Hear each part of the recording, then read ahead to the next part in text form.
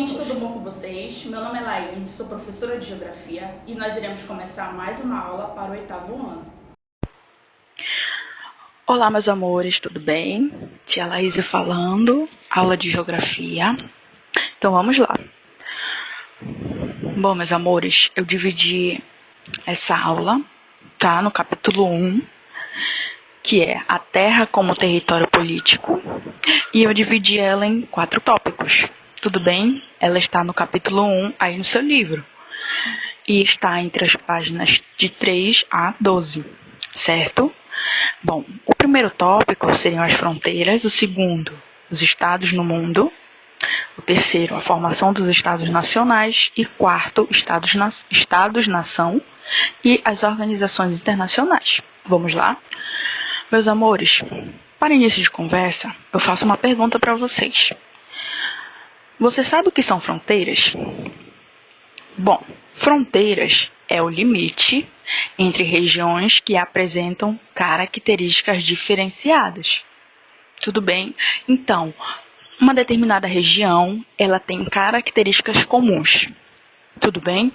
Está relacionado à cultura, à religião, à etnia. Todas essas características em comuns vai determinar aquela região.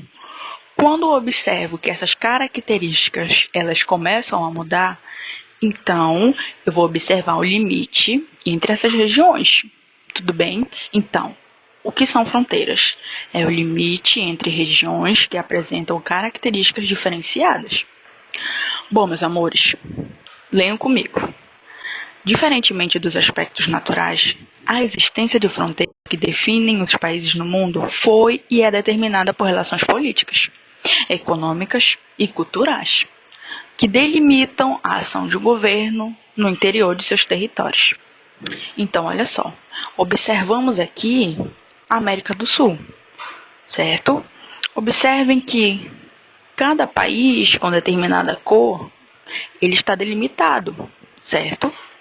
Então, nós temos aqui no Brasil.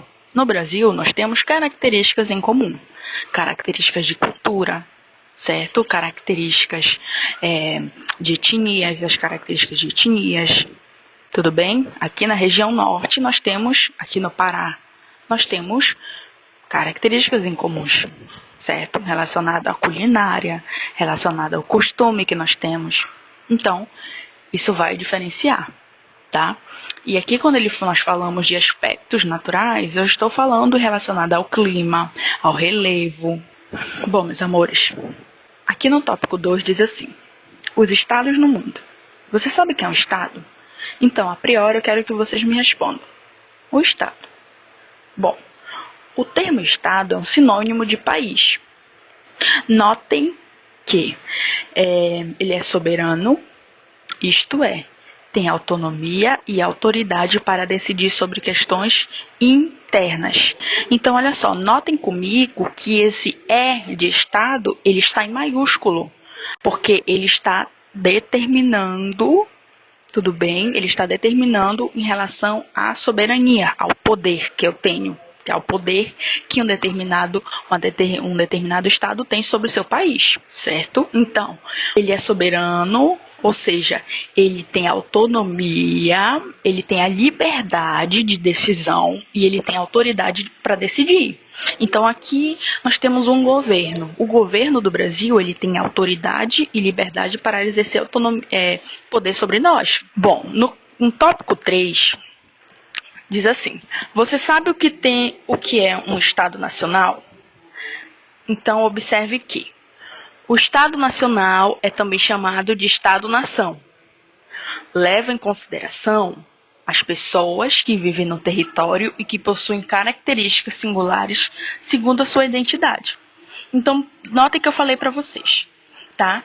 Essa identidade que nós temos, principalmente nós brasileiros, ela tem características em comuns. Exemplo, a língua seria o português, que nós falamos, religião, certo? A moeda, o hino do país, o hino nacional brasileiro, a cultura, a história, a etnia, e isso tudo em comum, num conjunto. Então, observe que nós temos que respeitar cada cultura diferente das nossas, cada identidade diferente das nossas, tá?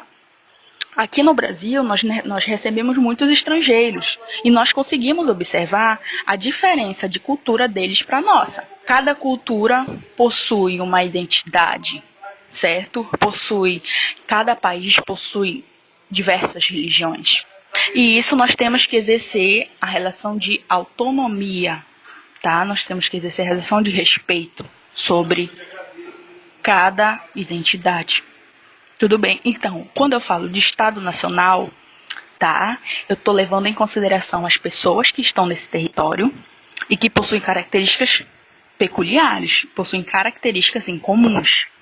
Bom, no tópico 3, fala assim: a formação dos Estados Nacionais.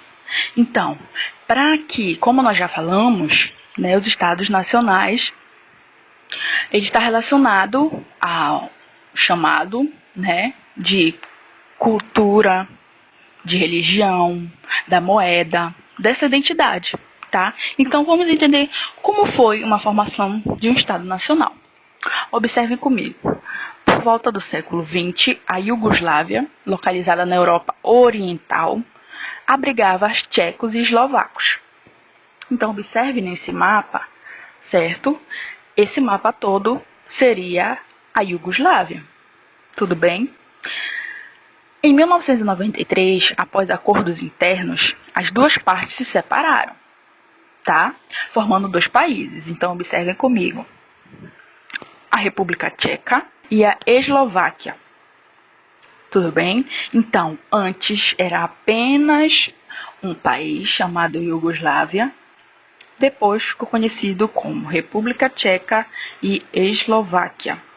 Estados-nação e as organizações internacionais. Então, olha só. O que seria, você me pergunta assim, tia, o que seria organização internacional? Bom, é entendida como a associação de sujeitos de direito internacional. Entenda-se, constituída por estados. Então, o que é uma organização?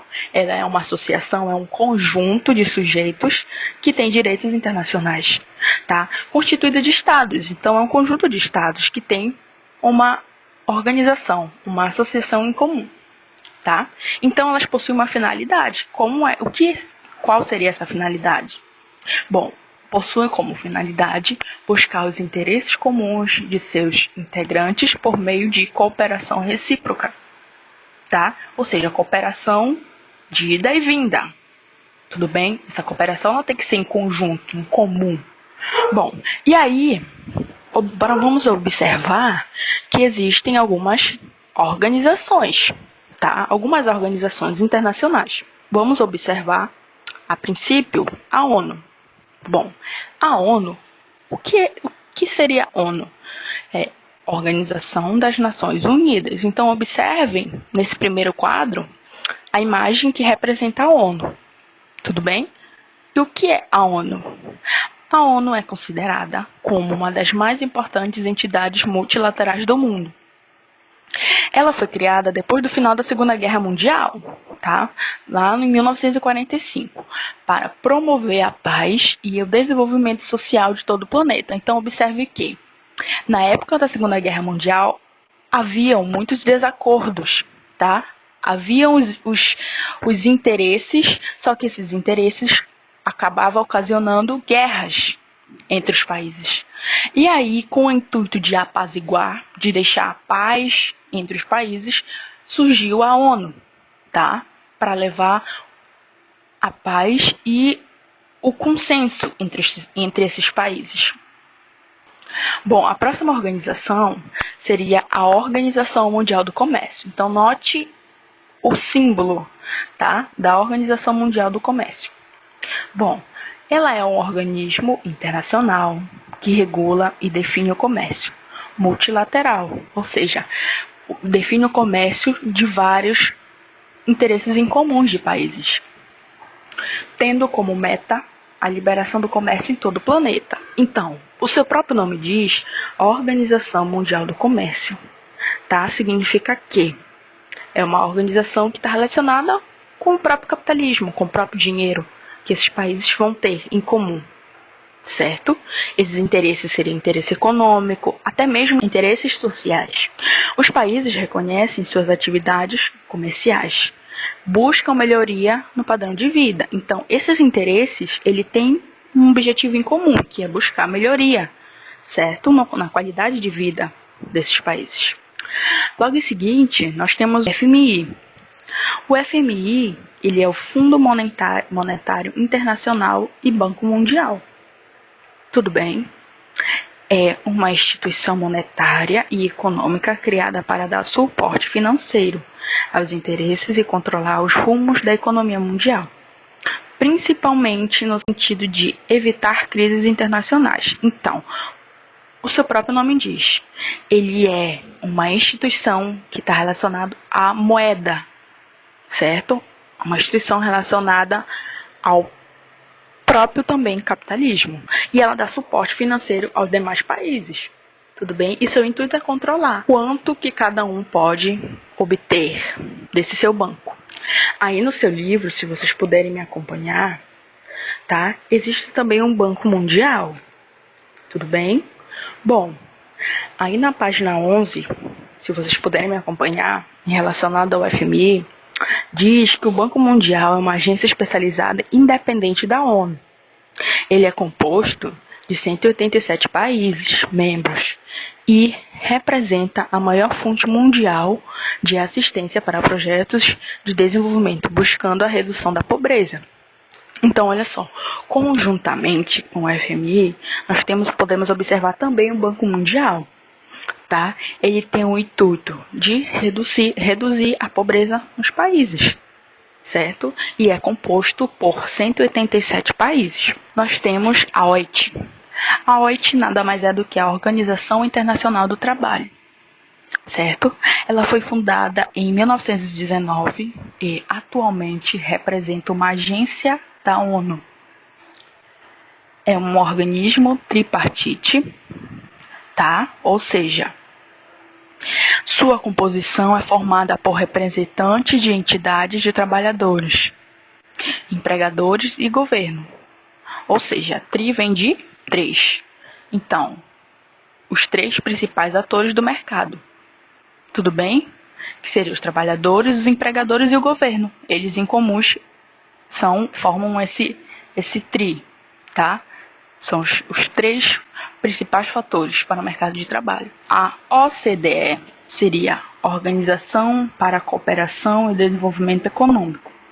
Então, observe que a OCDE ela é uma organização criada na década de 1960 para promover o desenvolvimento econômico e o desenvolvimento do comércio internacional, definindo os gastos em políticas públicas por parte dos principais países desenvolvidos, certo?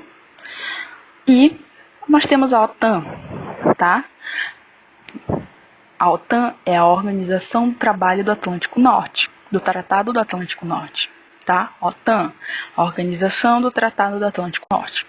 Ela foi criada em 1949, durante o episódio histórico da Guerra Fria. O que foi a Guerra Fria? A Guerra Fria nada mais foi do que uma disputa ideológica. Como assim, tia Laís? Uma disputa ideológica significa que foi uma disputa de ideias. Uma disputa que ela não aconteceu de ataques de confronto mesmo, ataques acontecendo de forma de guerras. Ela foi uma disputa ideológica, certo? Ou seja, foi uma disputa sem conflitos diretos. Tá? Não teve um conflito direto, foi apenas ideias. Quem tinha mais poder? Quem tinha mais poder bélico, ou seja, quem tinha maior poder de armas.